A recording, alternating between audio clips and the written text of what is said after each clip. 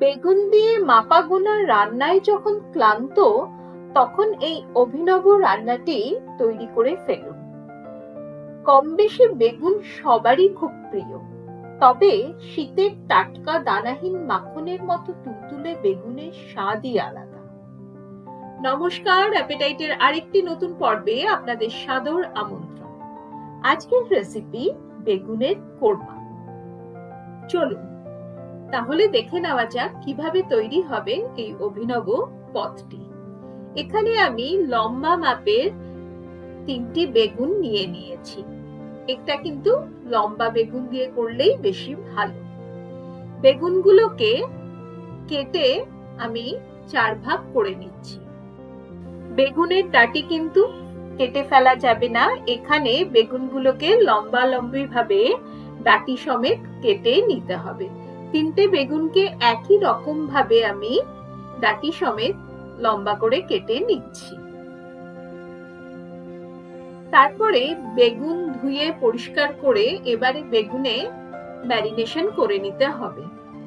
খুব সামান্য হলুদ গুঁড়ো, মানে ওই হাফ চামচের মতো হলুদ গুঁড়ো আর সামান্য লবণ বেগুনগুলোতে মাখিয়ে নেব।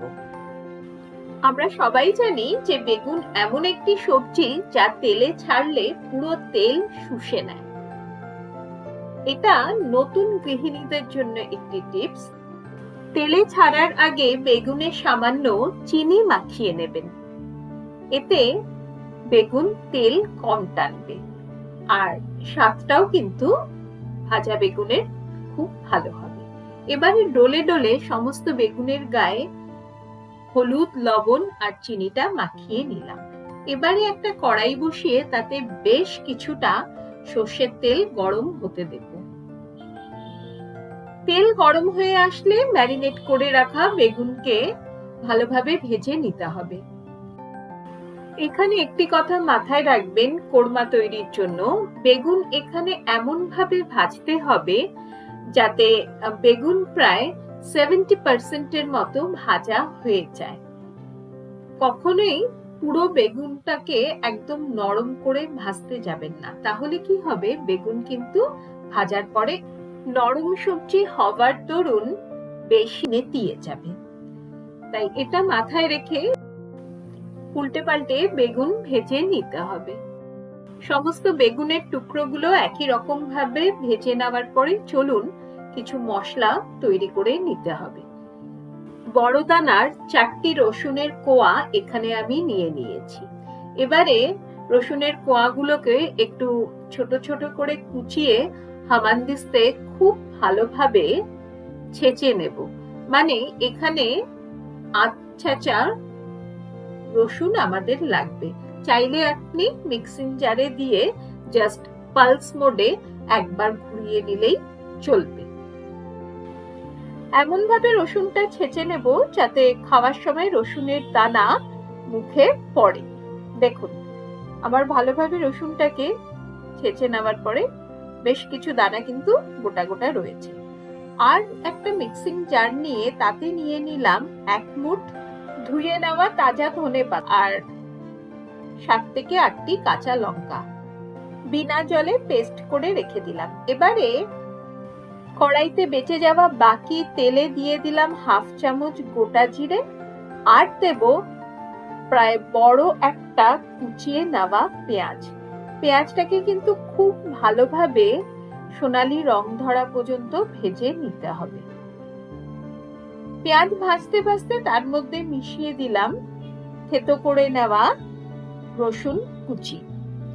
এবারে রসুন আর পেঁয়াজটাকে বেশ মিনিট 2 থেকে 3 গ্যাসের ফ্লেম লো টু মিডিয়ামে করে ভালোভাবে সোনালী রং ধরা পর্যন্ত ভেজে নেব। ভাজতে ভাজতে এবারে এর মধ্যে বেশ কিছু শুকনো মশলা মিশিয়ে দিলাম।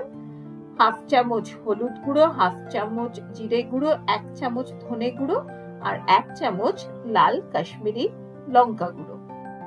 সঙ্গে দিয়ে দিলাম স্বাদ অনুসারে লবণ। এবারে মশলাটাকে খুব ভালোভাবে কষিয়ে নিতে হবে। এ সময় কিন্তু গ্যাসের ফ্লেম আমি লোতে করে নিয়েছি। মশলা ভালোভাবে কষতে কষতে এর মধ্যে মিশিয়ে দিলাম 2 চামচ বেসন। এই বেসনটাও কিন্তু তেলে ভালোভাবে নেড়েচেড়ে কষিয়ে নিতে হবে। এই বেসন দেওয়ার দরুন কিন্তু কোরমার স্বাদ বহু গুণ বেড়ে যায়।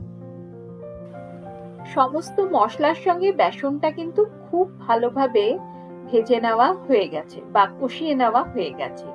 এরপরে দিয়ে দিলাম সামান্য একটু জল। এই জল দিয়েও কিন্তু আরো মিনিট 2 মশলাটা কষিয়ে নেব, যতক্ষণ না এরকম থকথকে হয়ে যাবে। বেসন মেশাবার পরেই কিন্তু জল মেশাবেন মশলাতে। মশলা খুব ভালোভাবে কষিয়ে নেওয়ার পরে গ্রেভি তৈরির জন্য কড়াইতে দিয়ে দেব প্রায় 1.5 কাপ জল। এখানে প্রথমে আমি 1 কাপ দিয়েছি, তারপরে কিন্তু আরো 1/2 কাপ জল আমি এখানে মিশিয়েছি। কোরমা কিন্তু ঝোল ঝোল টাইপের হয় না, একটু গা মাখো তৈরি হয়। এই সময় গ্যাসের ফ্লেমটা মিডিয়ামে করে গ্রেভিটাকে ফুটিয়ে দেব। গ্রেভি ভালোভাবে ফুটে যাওয়ার পরে এর মধ্যে মিশিয়ে দিলাম 1/4 চামচ গরম মশলা গুঁড়ো আর স্বাদ অনুযায়ী সামান্য চিনি, আর একটা ছোট মাপের টমেটোকে কুচিয়ে এর মধ্যে মিশিয়ে দিয়েছি, সঙ্গে ধনেপাতা আর কাঁচা লঙ্কার পেস্টটা। ধনেপাতা বাটাটা কিন্তু অপশনাল, আপনি চাইলে এটা স্কিপও করতে পারেন, শুধু 4 থেকে 5টা কাঁচা লঙ্কা চিড়ে এর মধ্যে মিশিয়ে দিতে পারেন।